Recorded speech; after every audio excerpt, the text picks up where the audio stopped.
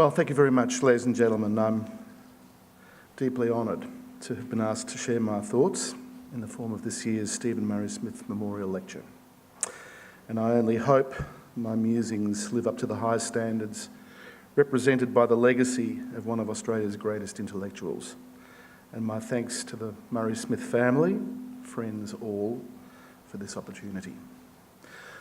I also wish to acknowledge that we are gathered on the land of the Wurundjeri people of the Kulin Nation, close to the banks of Birrarung, a place of great significance. I acknowledge the ancestors and the traditional owners, both past, present and future, and thank them for their careful custodianship of this place since the beginning. So, to business. When government talks about the arts, even dedicating a ministry to it, what does it mean, or what does it think it means? A quick whip through the current cabinet is a notional roll call of the structural underpinnings of a well-functioning administration. Foreign affairs, employment, agriculture and water resources, education, trade and investment, social services, defence, health, aged care. It is a comprehensive list. The polis looks, on paper at least, well-resourced, and no sector is unrepresented, not even that odd one called the arts, whose minister is currently also the Minister for Communications. It would seem the arts have had a minister responsible for them in the federal government since 1971. Presumably prior to that, outside of the established organisations which represented a link to the cultural apparatus of the mother country, what is now known as the small to medium sector didn't really appear on the governmental radar. Here in Victoria, we have a Minister for Creative Industries, previously a shadow Minister for Arts. So, is that the same thing as an arts minister? Are creative industries the same thing as arts? And if some industries are creative, then surely you'd have to worry about the rest. Art is defined variously as the expression or application of human creative skill and imagination, or works produced by that same human creative skill and imagination, or creative activity resulting in the production of such works, or the various branches of creative activity. The ambiguity of the term carries over into legislation. Under the Australia Council Act of 1975, arts included creative and interpretative expression through theatre, literature, music, visual arts, film and crafts. However, under the revised Act of 2013, arts means the creation or performance of works of interpretative expression through any medium. So already we see a word divided between process and outcome, between activity, destination and categorisation, and one that has been forced by change to detach itself from traditional categories. The third and fourth definitions certainly contain the word creative, but it is also contingent. Surely Sun Tzu's treatise on strategy, The Art of War, must be a different application, as must Zen and the art of motorcycle maintenance, or other uses such as dark arts or culinary arts. Or are they? In the 21st century, we are the inheritors of the logical conclusions drawn by artists of the 20th century. Marcel Duchamp's Fountain, a priceless urinal. John Cage's 4 minutes 33 seconds, a silent work of music. The playful inscrutability of Finnegan's Wake. The reimaginings of the human body in the choreography of Pina Bausch. This 21st century has brought us into a digital relationship with each other, in a virtual universalising of communication, leading naturally to a more fluid way of relating ideas across disciplines and bringing people working in sound, who once may have written notes on paper, into creative relationships with architects, dancers with software developers, writers with neuroscientists, visual artists with particle physicists. So the very nature of what constitutes art is fluid. Here, for example, is Sol LeWitt's definition of conceptual art. In conceptual art, the idea or concept is the most important aspect of the work.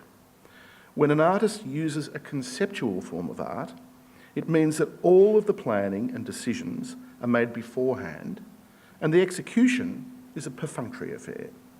The idea becomes a machine that makes the art. So you can imagine the dilemma of conservative governments of both left and right when faced with the thankless task of justifying and expediting the use of public monies in areas so speculative.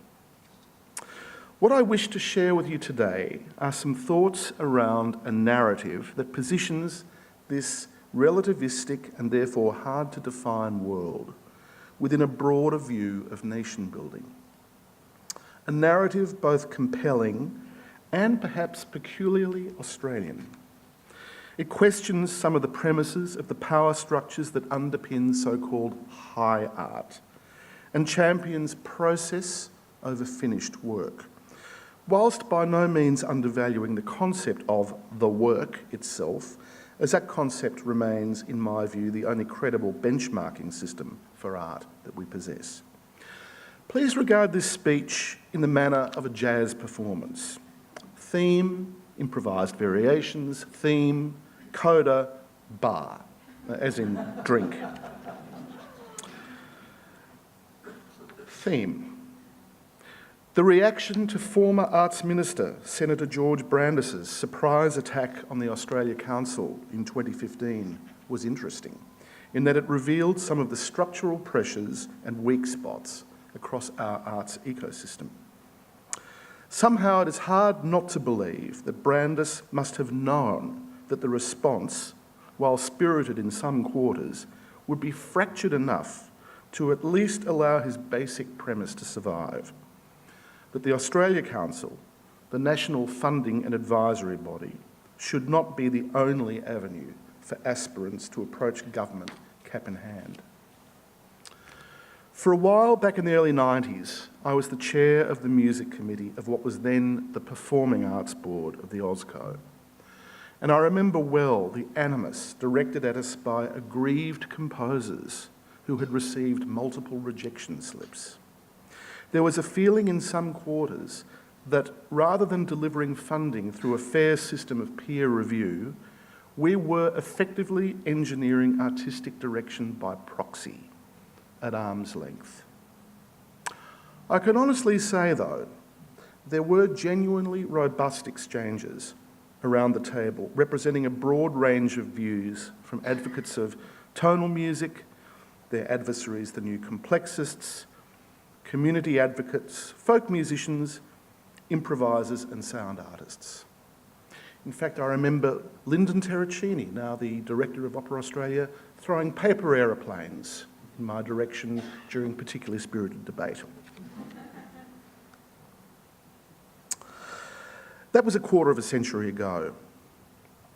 I still believe peer review to be the only fair system for the distribution of public money.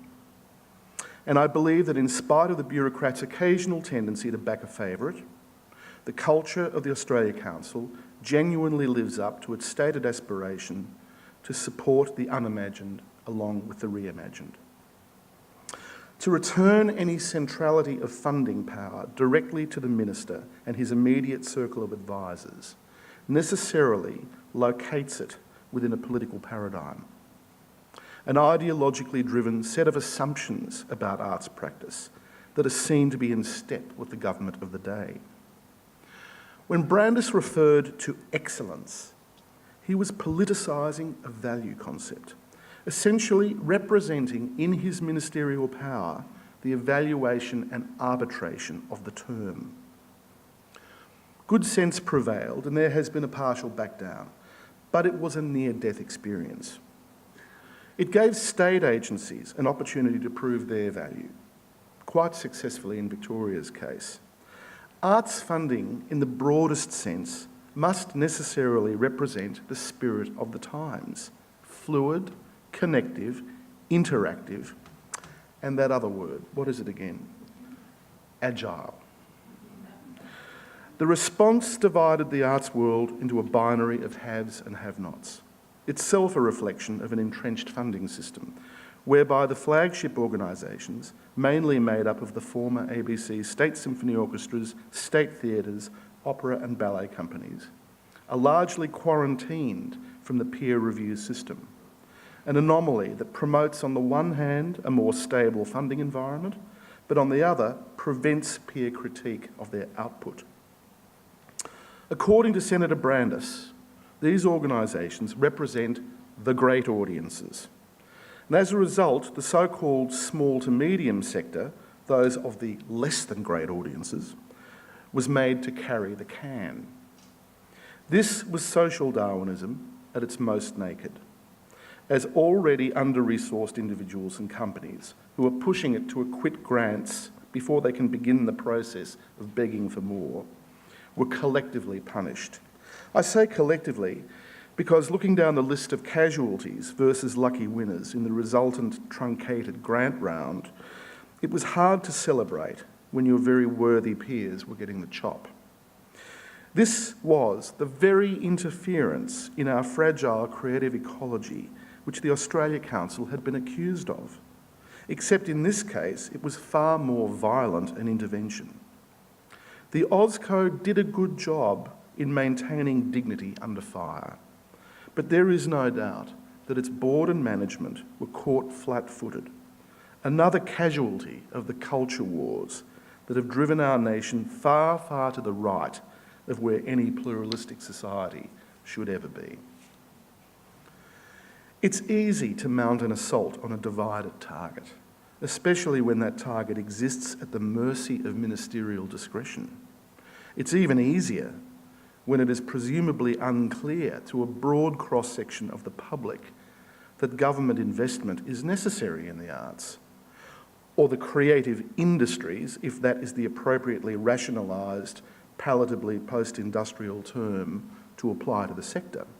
Indeed, I note that in Britain, the Arts Council intends to impose a standardised system for measuring artistic quality through the collection of data by which the public arts sector peers and self-evaluation will be triangulated. If ever there was an expression of a creative industry, this would have to be it. This data mining of the mysteries of the creative process and its outcomes, based as they are on such unquantifiables as memory and inspiration, represents the assault of the consultant, the PowerPoint and the motivational speaker on the most necessarily sceptical of all focus groups, namely the very people who themselves should represent a critique of the whole tedious apparatus. We seem still, as a nation, inadequate to the challenge of confronting our history head-on. We still embrace January 26 as a starting date for stories brimming with rehearsals of European linearity, still mark April 25 as our birth of a nation trope. Both dates can reasonably be critiqued as representing, on the one hand, the sudden appearance on someone else's homelands of disease-bearing, amoral aliens possessing terrifying tools, the beginning of a haphazard process of destruction and desecration. On the other, a tragic spilling of the blood of naive young men at the service of bad strategy in a badly imagined war. Our barbecues and dawn services seem too often like ways to spend time, rather than serious reflections on our past, present and future. It is not for nothing that Christopher Clark called his brilliant examination of the causes of the First World War the sleepwalkers. And the metaphor seems not inappropriate to our confusion, our groping around in a fog of half-truths with regard to our collective identity as that construct we call Australia. Much of what I have learned about myself and about the music with which I have been associated, or the various other tasks I've set through my career, or have been set, has come through jazz. These days I like to think of jazz as a 20th century word, but nonetheless vital and still hotly contested for that. Born in the cultural petri dish of New Orleans to many parents, it has proven itself to be one of the most powerful, dynamic and expansive expressions of the African diaspora. There are so many reasons to love this endlessly inventive, multifaceted, ingenious, sensual music, both elegant and raw. But perhaps one of its most alluring features is the fact of its subtle, some would even suggest preeminent, position of influence on European art music, and therefore over the very power structures which were built, at least in part, on the wealth generated via that same slave labour that gave birth to it. There is much irony here, and of course the way into the temples of high culture for jazz musicians has tended more often than not to be through the tradesman's entrance. But the dumbwaiter continues to offer up surprises from the cultural basement, and the world is changing. So, what is it, this jazz? For me, it is a viral thing, latching onto various hosts and morphing accordingly. Yes, indeed, purists beware. It is the very epitome of miscegenation. In the 21st century, it continues to redefine itself, reaching new levels of compositional and improvisational sophistication. But I must return my improvisation to this theme of the search for narrative. We are now living in an age where many essential things are under threat. Super or post-capitalism allows us unfettered choice, but threatens to bland us out in a fug of retail. Species, animal, vegetable, and even, I dare say, mineral, are dying out daily. So are peoples, and with them their languages, which contain words that often carry specific types of knowledge. The 21st century is one in which many people, myself included, believe we must fight hard and progressively to reorient ourselves away from practices that may terminally hurt us. It is therefore not surprising that as part of our mental retooling, the pre-modern knowledge of first peoples is being taken more seriously as living knowledge than as ideas to be catalogued. In this country, our First Nations have carried great knowledge in the form of songs, with which they identify, map, structure, and explain things. My own experience of these songs has come about through the adaptation of the jazz way of doing things to communication across cultures.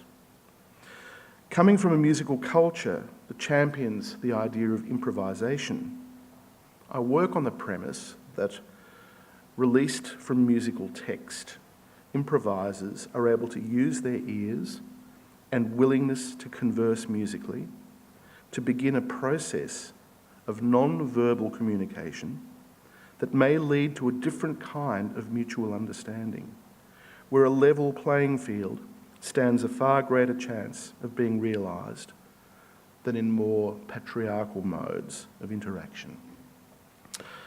Since 2004, when I first encountered the Wagaluk-speaking Wilfrid family in Nukur, a remote community on the Roper River in southeast Arnhem Land, the ability of jazz to continue to reinvent itself or cohabit effectively with other musical languages has been put to a fascinating test. Given the evasive histories we seem to prefer, many Australians' understanding of our first peoples are based in ignorance, guilt, and shame, masquerading as critique, welfare patronage, and the resultant stereotyping of the sort we recently witnessed in Bill Leake's shameful cartoon in The Australian. When I first arrived in Nooka, it became very clear very quickly that the idea of showing a Ballander or white fella around the ropes of Manakay, as the traditional songs considered suitable for public performance are called in that part of Australia, it was almost as if the Wilfrids had been waiting and that it was about time I'd shown up. Songs are taught through demonstration and are related to place. Each significant place is part of a song. Or another way of looking at it is that each song represents a place, but this sense of place is not just related to a point on a topographical map, but exists in a kind of quantum relationship to the physical here and now, one in which ancestor figures, nature, time and space exist in a unified relationship to each other. In his beautiful little book, 7 Brief Lessons on Physics, the Italian theoretical physicist Carlo Rovelli quotes from words Albert Einstein wrote about his friend, the engineer Michele Besso. And he wrote this: "People like us who believe in physics know that the distinction made between past, present and future is nothing more than a persistent, stubborn illusion.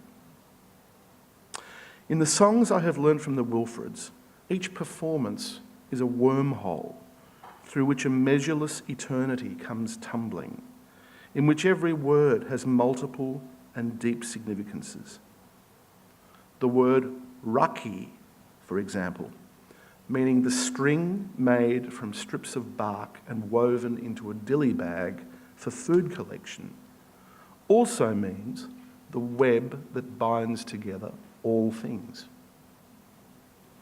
Or, as my friend ethnomusicologist Sam Kirkpatrick says in his liner note to Nilipiji, a recent recording I made with the Wilfrids and the Monash Art Ensemble, the wind, watta, only exists as living movement and felt texture. It always blows from another time and space. This thinking, this knowledge, predating the arrival of Europeans by a stretch of time we have no way of quantifying, is 21st century thinking. Useful in cultivating an understanding of the creative life in a line stretching back far longer and far more meaningfully than a fixed point beginning with a late 18th century penal settlement. Right now, the shadows of racism and intolerance are back in force. In a case of give 'em an inch, we've let the genie out for another run around the block, and she's clearly happy, indeed gloating, to be back in business. Of course, this business of racism has never quite put its shingle away here in the great brown land. It's a background hum, sitting securely behind the quotidian ambience, and it's only ever going to subside when we locate its source and turn the power off.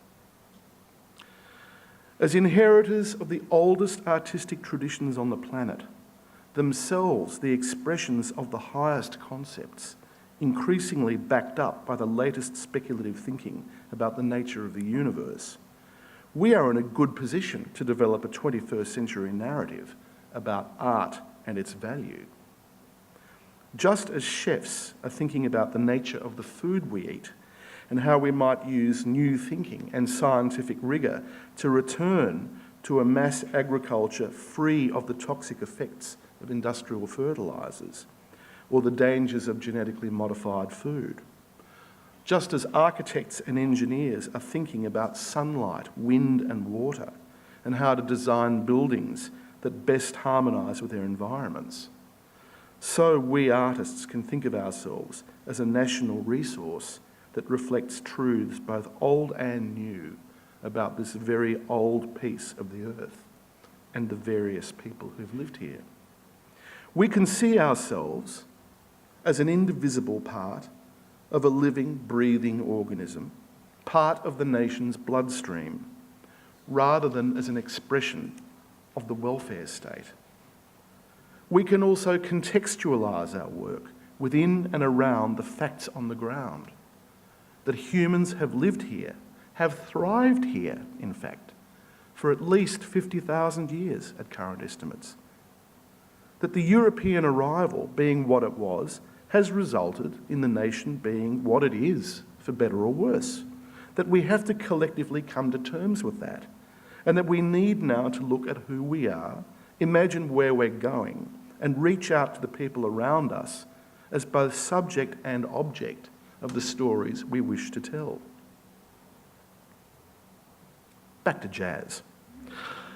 One of its salient characteristics is improvisation, a word of increasing interest as a delivery system of ingenuity, especially in situations where decisions have to be made quickly, particularly in conflict and disaster relief response, but equally in any situation in which a game scenario can be considered. I think of improvising as requiring three basic elements: skill of some kind, without which it is difficult to actually apply knowledge, and two very important responsibilities: the ability to listen and the willingness to trust. Now, in jazz music, there are various structures that guide an improvisation, and structure of some kind is usually a prerequisite for any undertaking, whether societal or commercial, legal, hierarchical, or physical. With the music, it might take the form of a musical structure of a certain shape, the shape of a pre-existing song form like a blues or a 32-bar song form, or something more or less complex. Some improvised music is completely made up, with the performers simply reacting to and being guided by each other. Again, ability, listening, and trust are at a premium.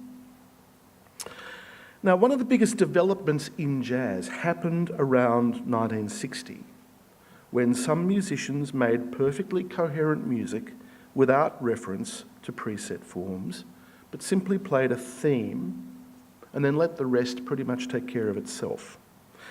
This came as a great shock to some people, for whom the word jazz had had very specific meanings and had already effectively classicised it in their imaginations through disallowing the possibility of radical change. This had always been an issue in a music that burned so brightly and changed so fast. When you consider that no one actually heard the music in recorded form before 1917, and that a little over 40 years later, free jazz emerged, you get a sense of how and why the word jazz has had to be constantly reassessed. One of the masters of this new movement was a saxophonist called Ornette Coleman. He came from Texas, and he played a plastic saxophone, standing beside trumpeter Don Cherry, who played a pocket trumpet. Already it might have looked as if they were making light of this music, playing with toy instruments. In fact, nothing could be further from the truth. The theory underlying this music was called harmolodics, a word no one has been able to define, but which represents a philosophical attitude about the power of the idea in music over the description of it, either analytical or theoretical. The idea is the driver, and the logic is the engine. I once discussed this with Ornette Coleman, and he referred largely in the conversation to outer space and sex.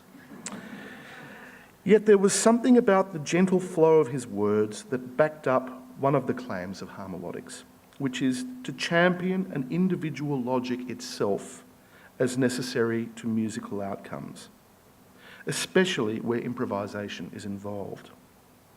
What I gained from immersion in Ornette's music is a sense of individual freedom within collective responsibility. And this principle of improvisation as involving a sublimation of the individual ego into a group-led project seems a valid metaphor for nation building. After all, haven't we had to improvise this nation? Our first peoples, early masters of watercraft, ingenious environmental lateral thinkers, fire stick herdsmen, superior eel farmers and millet harvesters, lived in a dynamic relationship with some of the most difficult terrain on Earth. As Bill Gamage writes in The Biggest Estate on Earth, his marvellous study of Aboriginal land management prior to 1788, a rich and time-eating spiritual life builds on abundance, not poverty. In the driest and most fire-prone continent on Earth, abundance was not natural. It was made by skilled, detailed, and provident management of country. The European arrivals also needed to improvise, especially when confronted with the fact that attempts to replicate memories of home in the form of European landscapes were likely to fail. This is where our narrative will live. We can embrace and build on the wondrous singularity, the merging of space and time into a symbiosis of person and place. That is our true heritage. We can think forward and see the current death throes of colonialist nostalgias for what they are, dangerous but tired, knowing that their days are numbered. And to whom are we to address our processes, our works? Like so many of our artists, I grew up in a suburban house, in my case in Glen Waverley. That could have been the subject of a Howard Arkley painting. Opposite me lived a man who seemed to embody bohemian chic, the manager of a theatre, who drove a lovingly restored vintage Jaguar. The theatre was the Alexander Theatre at Monash University. And although I spent the first 18 years of my life digging a tunnel out of Glen Waverley, vowing never to voyage east of Warrigal Road unless absolutely necessary, I find myself now in charge of that theatre, currently undergoing a $45 million transformation that should renew and truly realise its 1967 promise to be the most flexible of performing spaces. There, in the heart of the suburbs, minutes from where I grew up, I want my colleagues to work on creating art about the people around us, investigating their lives and their dreams, revealing the changing ecologies that bind them and us all together. For art is not the lingua franca of inner Melbourne. Don't be fooled by the critical mass of infrastructure in and around South Bank. It is indeed useful to create clusters, but as our cities spread further and further out, so must our mission to bind us into one through stories and song, image and movement. We must celebrate our ingenuity. We must celebrate our skill as a nation of improvisers. And in confronting head-on the demons of our past, we must exorcise them. This is within our gift as artists, to steal a march on national narrative building from the bullet pointers, the focus groupers, and the door stoppers. And so to the coder. That there can be wonder and beauty, even excellence in art, is beyond doubt. It is its symbolic power that remains its essence as the purest expression of our collective humanity. We have, intending to look beyond our home for working models of our universe, failed to realise that the most compelling of all narratives and nation building is right here. It is who we are. But I'll give the last word to an Italian, to Carlo Rovelli. This strange, multicoloured and astonishing world that we explore, where space is granular, time does not exist, and things are nowhere, is not something that estranges us from our true selves. For this is only what our natural curiosity reveals to us about the place of our dwelling, about the stuff of which we ourselves are made. I thank you for listening.